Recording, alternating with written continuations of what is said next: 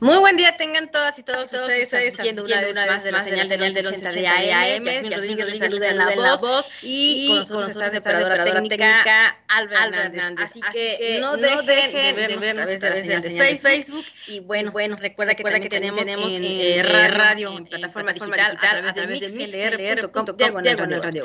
Esta mañana de miércoles 6 de octubre nos acompaña la doctora Jacqueline Valenzuela para platicarnos acerca de los aspectos más importantes sobre la iniciativa de la reforma energética que está dando muchísimo que hablar en estos días y en este momento en el Senado. Así que adelante, doctora, como en el comercio viene la parte fundamental de conocer todo lo que sucede en ese tema a nivel nacional.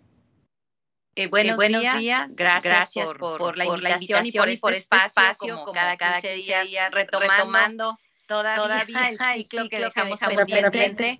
Sí, muchas gracias. Entonces siempre un tema que tratamos de que sea de la coyuntura de la semana que está aconteciendo, y pues esta semana toca de manera obligatoria la iniciativa de reforma constitucional al sector eléctrico que fue enviada a la Cámara de Diputados esta semana, y lo cual ha sido pues un punto muy polémico. Hay diversos sectores que están manifestando su opinión acerca de esta reforma constitucional.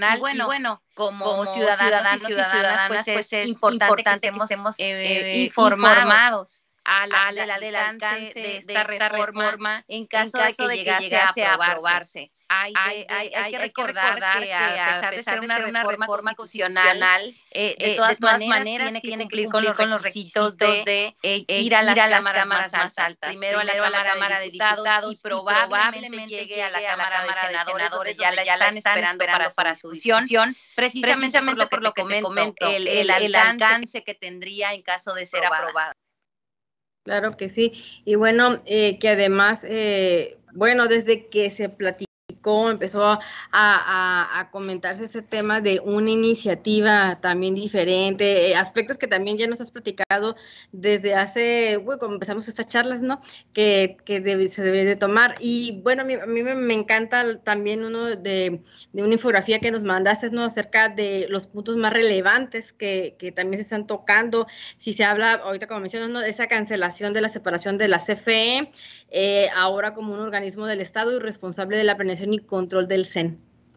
Sí, vamos a regresarnos un poquito, vamos a hacer regresarnos en la historia para poder entender mejor qué es lo que está sucediendo.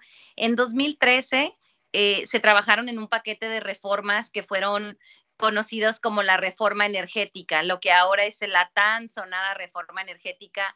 Este paquete de iniciativas que pretendían modernizar el sector eléctrico en México fueron votadas en el año 2013. Para el año 2014 ya habían sido aprobadas y habían entrado en vigor. Y entre las cosas más relevantes que sucedieron en ese momento es la creación de organismos autónomos.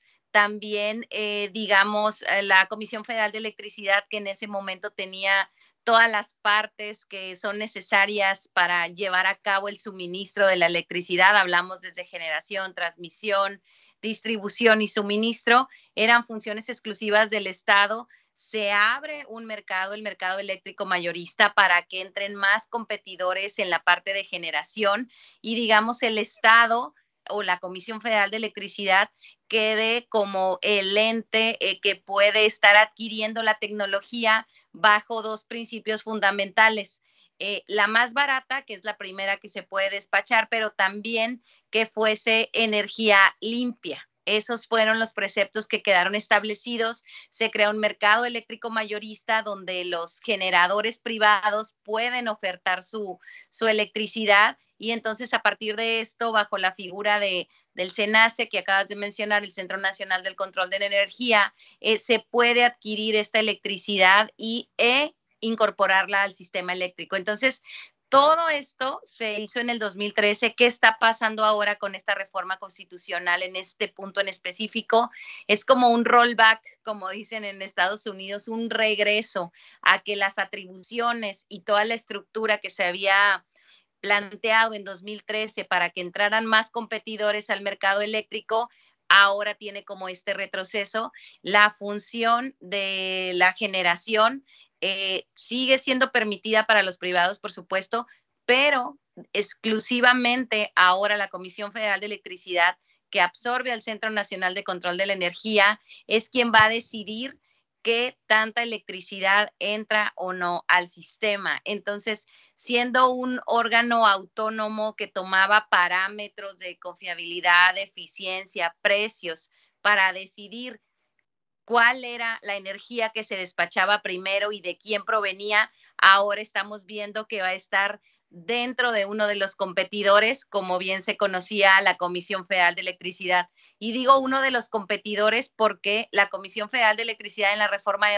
2013 se volvió uno más de las empresas que ofertaban su electricidad en el mercado eléctrico mayorista y que además tenía otras funciones, pero también la parte de la generación de electricidad con sus tecnologías propias a la par de otros competidores que podían ofrecer otras tecnologías, como lo conocemos ahora mismo, ¿no? Principalmente tecnologías renovables y también bastantes ciclos combinados. Hay muchos privados que tienen ciclos combinados. Entonces, este era el esquema anterior, ahora cambia. El SENACE se vea dentro de la CFE y digamos que la CFE como paraestatal se fortalece otra vez en ese sentido y pues va a terminar estando dentro quien decide el control y el despacho de la energía dentro de la Comisión Federal de Electricidad. Entonces, por eso hablo como de un regreso, porque en 2013 esa parte es una de las partes que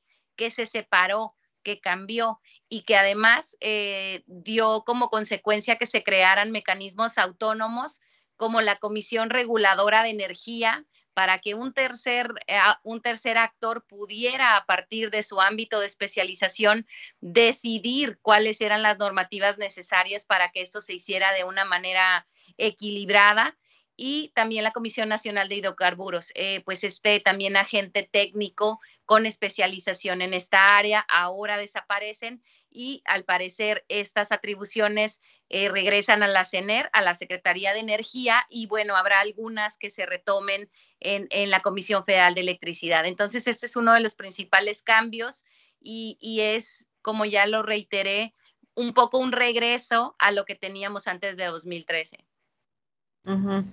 Eso era lo que iba a comentarte. ¿Qué beneficios ves en esta iniciativa y cuáles son los contras? Y aquí ya nos comentas esta primera parte, que este retroceso, ¿no?, que se está viviendo, bueno, que se pretende hacer. Sí, un primer punto en el que yo veo es que hay un tema por la Presidencia de la República de la parte de soberanía energética.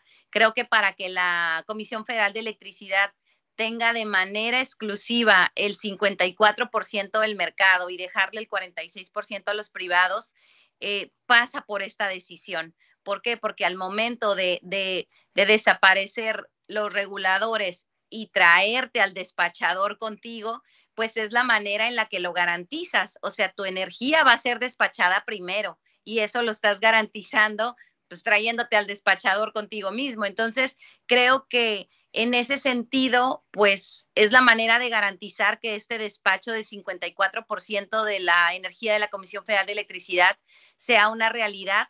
Y por otro lado, pues es la preocupación. Había ya todo un esquema montado que costó millones de pesos de inversión, una regulación pues que al parecer funcionaba y funcionaba en el sentido de que hubiese más competidores en el mercado. A eso me refiero. Los números que se empezaron a dar de mayor penetración de energía renovable a partir de los certificados de energía limpia también era algo que dio resultados, por lo menos en la parte de disminución de emisiones. Y es que aquí es donde hay que ser muy claros. ¿Es mejor o peor? Depende de dónde lo hables. ¿Es mejor para la Comisión Federal de Electricidad? Desde mi punto de vista, sí, y sí garantizará el 54% del mercado que quieren ocupar. ¿Es mejor en temas de disminución de emisiones? No lo sé. Creo que ahí sí hay un riesgo de desmontar toda una estructura que sí había dado resultados positivos desde mi punto de vista en el tema de emisiones. Y bueno, los números son claros. En el tema de disminución de emisiones y penetración de energía renovable, a partir del 2014 se mantiene a la alza, solo se frenó en 2019. Entonces, en esas tendencias es en las que nosotros nos basamos para decir si fue negativo o positivo. Habrá que ver. Le queda ahora la tarea a la Comisión Federal de Electricidad de trabajar de manera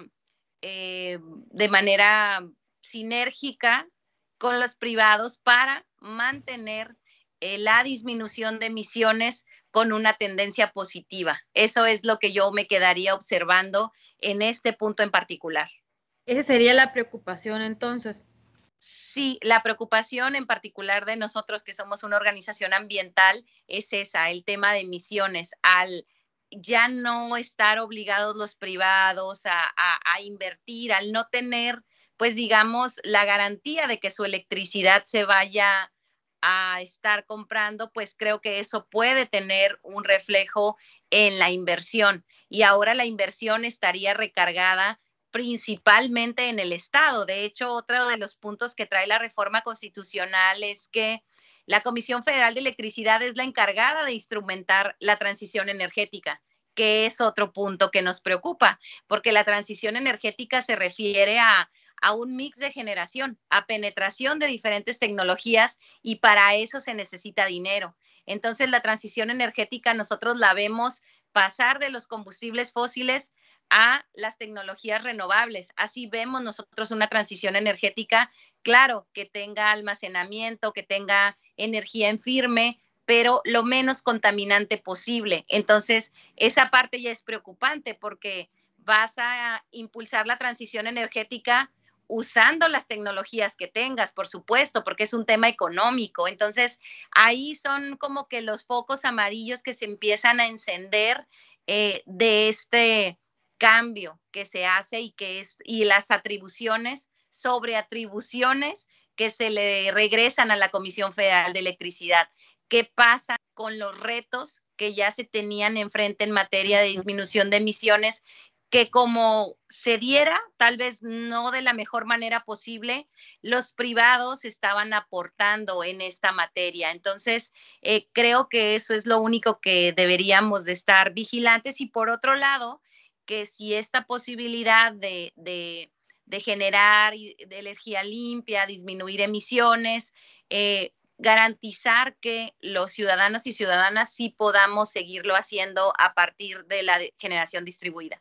Sabemos que aquí en Baja California Sur no podemos conectar un panel, no está permitido, pero en otras partes del país sí se puede. Entonces, también cuidar ese punto en la reforma constitucional, que no se cambie, que sí se nos siga permitiendo que seamos generadores, pequeños generadores individuales, porque fue otro de los beneficios que trajo la reforma de 2013. Entonces, creo que más que decir si estos puntos son buenos o malos, nos toca tener una mirada crítica de comparar a partir de las estadísticas qué es lo que probablemente estaríamos perdiendo o se estaría pues no sé, tal vez saliendo un poco del esquema que conocíamos anteriormente. Pero lo que importa, reitero, es que se cumpla.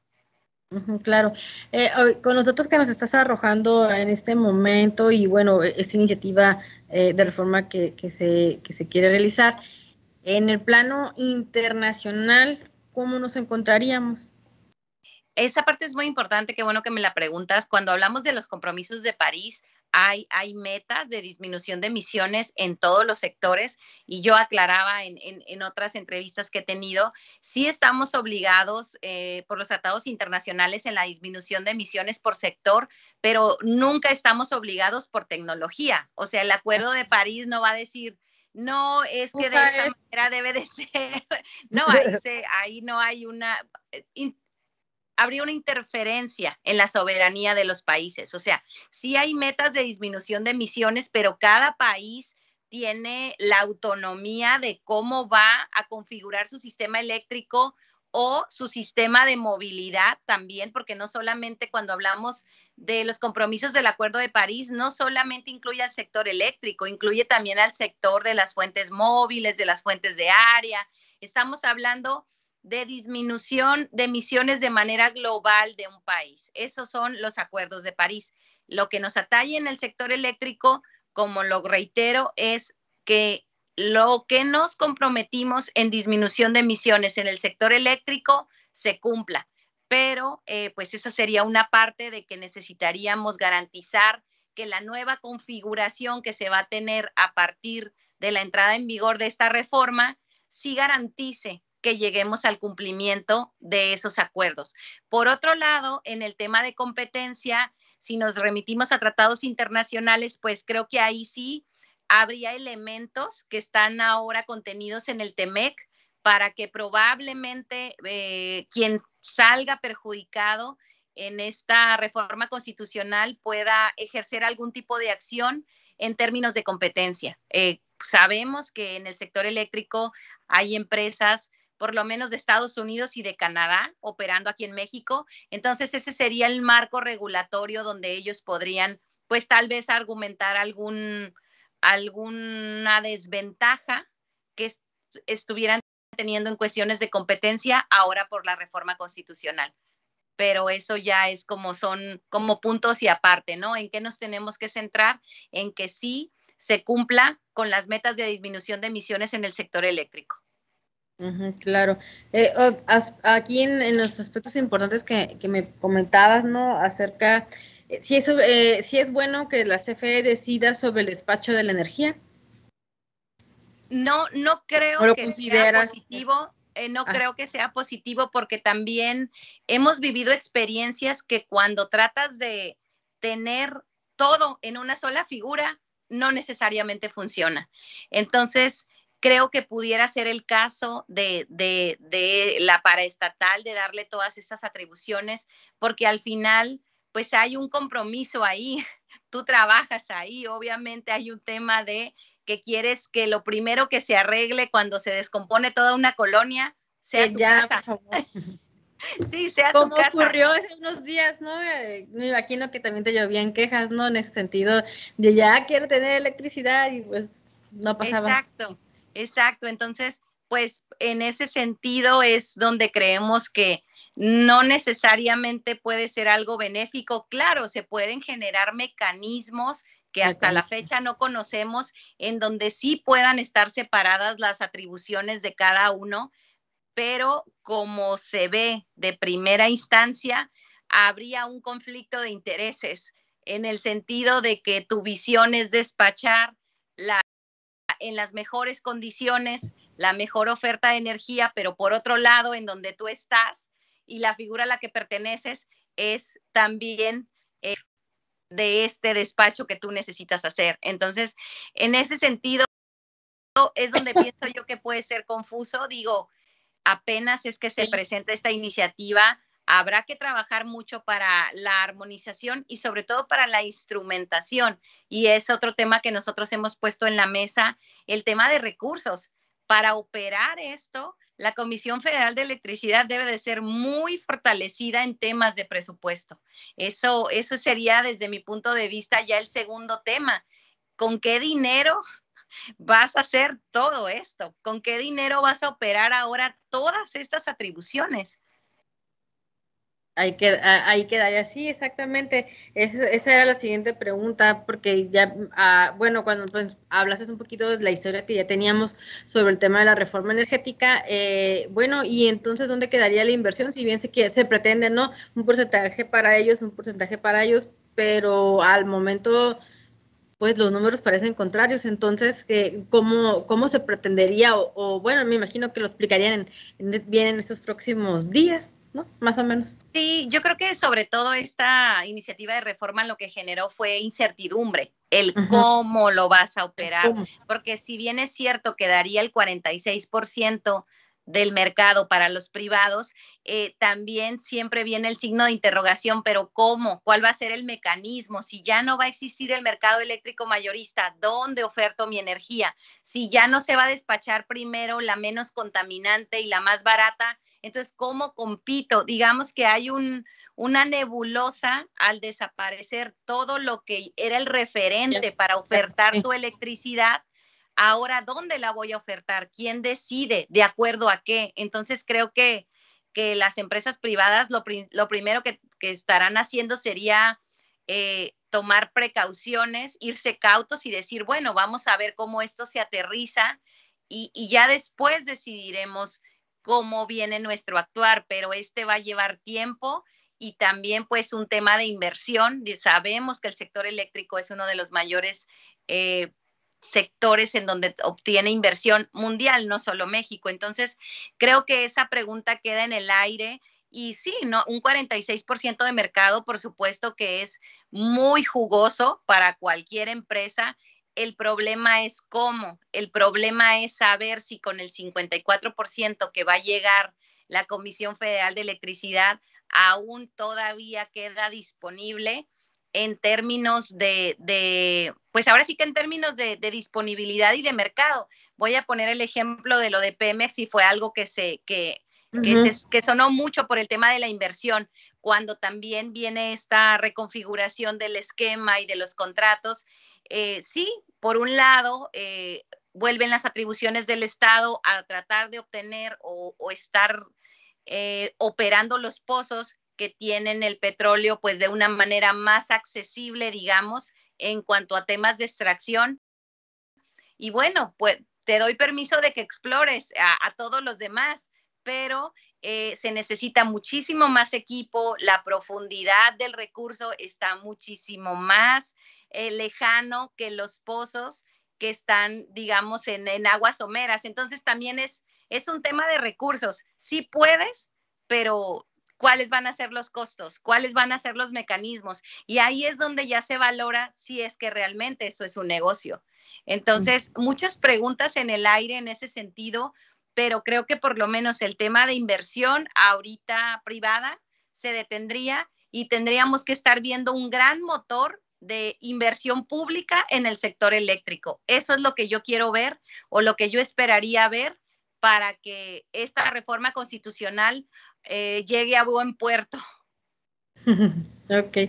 Jackie, otro de los puntos igual y que pues están en la mesa no solo a nivel nacional, internacional, es el tema del litio y lo tenía en mente y me parece genial que también que que nos platicas. Es un tema bastante controversial porque, bueno, las inversiones privadas sobre todo o de los países se quieren ir a donde hay litio. Entonces, ¿qué pasaría? Sí, a nosotros la verdad en temas socioambientales también nos llamó mucho la atención porque el litio, sabemos lo que está sucediendo ahorita en el mundo, sabemos las condiciones de explotación en las que se tiene ahora este recurso que se volvió tan preciado, sobre todo por el área y el sector tecnológico. Y bueno, socialmente ya sabemos también lo que ha traído desafortunadamente en los países en donde se está extrayendo esto muchas veces de manera ilegal. Me llamó la atención porque el litio, pero creo que sobre todo más que pensar en el litio en particular, esta reforma constitucional lo que incluye es la explotación de los recursos minerales como forma exclusiva del Estado. Eso es lo que estamos viendo. El litio, digamos, es el recurso que se está poniendo aquí, pero lo que está detrás de esto es que precisamente también la explotación de minerales y de todos los recursos otra vez sean de forma exclusiva del Estado como fue en algún momento. Entonces, ahí me llama la atención que también entonces esto cruzaría todas las leyes mineras, las regulaciones que tenemos sobre esto. Ya lo veremos, seguramente lo reitero, esto es una reforma constitucional con puntos específicos que tendrá que bajar a los instrumentos regulatorios que ya existen, pero aquí también ya estamos en otro tema, ¿no? En que este punto en específico tendrá que pasar por las regulaciones sobre minerales, recursos estratégicos que tenemos aquí en México, que ese también es otro tema, y que también hay participación de los privados, por eso lo comento. No, y fíjate que nos gustaría que nos platicaras en otro programa obviamente la relevancia que tiene el litio, las excavaciones, las mineras que pudieran existir en México, ¿no? Porque he visto que en algunos, bueno, en un estado platican que pues están preparados, pero obviamente la sociedad, así como las ONG ambientales, pues platican que no sería bueno, pero ese sería ya otro paquete, ¿no? Entonces, que nos platiques en otra ocasión sobre ese tema y esta relevancia que tiene. Sí, vale. La verdad es todo un tema socioambiental, no nos alcanza el programa, acepto la invitación para hablarlo en particular y terminar hoy con los puntos de reforma. Con los puntos, sí, porque les platico rápidamente de que siempre surgirán preguntas, dudas, ¿no? Inclusive tampoco el tiempo que tenemos en este momento que ya se nos está agotando, acabaríamos porque hay muchas preguntas y contrapreguntas, ¿no? También en el sentido de que, bueno, ¿y si es esto bueno? ¿Y si es malo? Siempre el por qué y las ventajas y desventajas de cada reforma o iniciativa de reforma que se vaya a tomar en cuenta. Así es, exactamente, y son diversos puntos que si te fijas son concretos, pero te llevan a la reflexión como en cascada.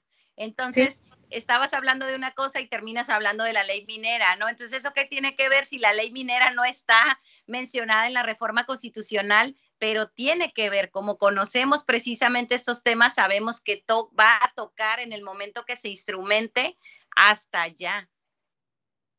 Claro que sí. Ya aquí, ya para finalizar, efectivamente, bueno, pues ahí está la redundancia, ¿con qué terminamos en los puntos de esta iniciativa de reforma?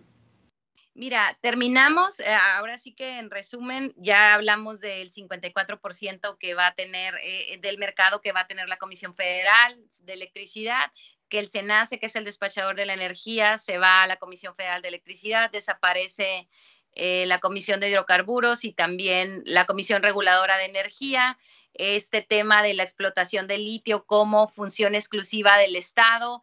Y creo que son los puntos más relevantes. La transición energética, ya la comenté, que también se instrumenta de manera exclusiva la Comisión Federal de Electricidad. Entonces, creo que todos estos puntos resumen una reforma que habrá que ver cómo la reciben en la Cámara de Diputados. Ahorita hay realmente se están informando mucho los diputados para poder emitir una opinión, pero al parecer ya la están esperando los senadores. Entonces, creo que va a ser una discusión de largo aliento. Se estaba previendo que se aprobara o se votara, sin decir aprobar, que se votara en el periodo del 15 de noviembre al 12 de diciembre. Entonces, habrá que estar expectantes porque algo que también han denunciado es que no permite que se haga ningún comentario. Como va reforma constitucional, entra como va sin cambiarle ninguna coma. Entonces, pues creo que debemos de estar vigilantes, estar revisando estos puntos, ver cómo nos puede afectar como usuarios, porque algo que quiero dejar en la mesa es que la inversión que va a la Comisión Federal de Electricidad, mucha o poca para instrumentar esto, viene de nuestros impuestos. Entonces, sí va nuestro dinero ahí de una u otra manera, independientemente que no lo vaya a ver en el recibo de electricidad porque los subsidios van a subir. Entonces, también tener en cuenta eso, el dinero público es nuestro dinero. Solamente, claro. Y lo volvemos a retomar en el siguiente programa. Claro que sí. Muchísimas gracias, Jackie Valenzuela, una vez más platicándonos un tema muy importante en la agenda de los medios de comunicación, en los ODS, Objetivo de Desarrollo Sostenible, pero sobre todo que quede en lo más importante es donde estamos viviendo, ¿no? Y en nuestra bella ciudad de La Paz, que también nos repercute siempre, socialmente, ¿no? Obviamente. Gracias. Muchas gracias, Jackie. Adiós. Hasta luego. Aquí los pormenores de los temas de relevancia. Entonces, si gusta, aquí se nos pone nuestra mesa, si gusta usted pues conocer un poquito más, bueno, les decimos que en los diferentes medios de comunicación, usted, estos de los temas que se están permeando, nos están hablando y con mucha inquietud también, ¿no? Por la relevancia que tiene. Fíjense que aquí ya casi para finalizar nuestro programa, les platico alguna de las breves, si es que aquí nos lo permite nuestra computadora, las breves internacionales acerca de, aquí ya se nos va, Los alemanes y Estados Unidos ganan premio Nobel de Química. Esos son los investigadores Benjamin List y David Macmillan, que desarrollaron la organocatálisis, un tipo de catalizador con numerosas aplicaciones que han revolucionado a la ciencia. Ellos ganan el premio Nobel de Química, ¿no? Eso a nivel internacional. Les comento también que en Suecia y Dinamarca suspenden el uso de la vacuna Moderna en jóvenes, y bueno, esto lo suspendió por precaución. Esto en cuanto a la administración de la vacuna de Moderna en menores de 30 años debido al riesgo de inflamación cardíaca. Esto pasó, bueno, en Dinamarca también, que lo suspendió en menores de 18 años, ¿no? Esto en Europa. Y también en Europa dice que es culpable del alza en los precios del gas. Así lo señala el presidente Vladimir Putin, ¿no? En Rusia, que es la alza de los precios del gas se debe a los europeos. También otro de los temas que están dando, fíjese que otra vez, ayer lo mencionábamos brevemente, ¿no?, sobre las muertes que sucedían en Rusia por COVID, ahora superan las 900 muertes diarias. En Alemania, aquí en temas, los verdes que quieren formar coalición con los partidos socialdemócrata y los liberales. Y aquí finalizando con la nota internacional, Taiwán teme invasión china a gran escala para 2025. Y ahorita hablando del tema de la iniciativa de reforma eléctrica, Greenpeace también cuestiona la reforma eléctrica que hace nuestro presidente. Eso es lo que están en temas internacionales. Y bueno, ya aquí yéndonos a lo que hay de notas, sobre todo de nuestra Universidad Autónoma de Baja California Sur, uno de los temas que estamos dando a conocer, si bien nos funcionó otra vez nuestro internet bien, es que hay una convocatoria, ¿no?, que está haciendo pesquerías. La pusieron ayer, por aquí no nos está llegando nadie. Es un concurso ay, qué lentitud, Dios, y yo también, ¿no? Es para platicarnos acerca del concurso de dibujo y fotografía La vida en el mar, ¿no?, que una vez más, no sé, se une a la Semana Académica de Ingeniería en Pesquerías, que invita, ¿no?, a participar a toda la comunidad de la UAPSE, estudiantes, personal administrativo y personal académico, para que te puedas inscribir en esta convocatoria. Tiene 2 modalidades, las cuales son dibujo y pintura, la fotografía también, y esto para conocer las bases, la dinámica del evento e información adicional, solamente tienes que entrar a concursopesquerías@gmail.com para que tú estés ahí con toda la información que necesites. Adelante. Así que fíjense que el año pasado aunque estábamos en pandemia, tuvo gran auge este concurso académico que realiza la ingeniería en pesquería. Así que esté atento, ¿no?, sobre estos temas de relevancia, o tú como estudiante, tú como universitario. Bueno, pues adelante, esas son algunas de las notas importantes que puedas tener a tu alcance. Con eso nos despedimos.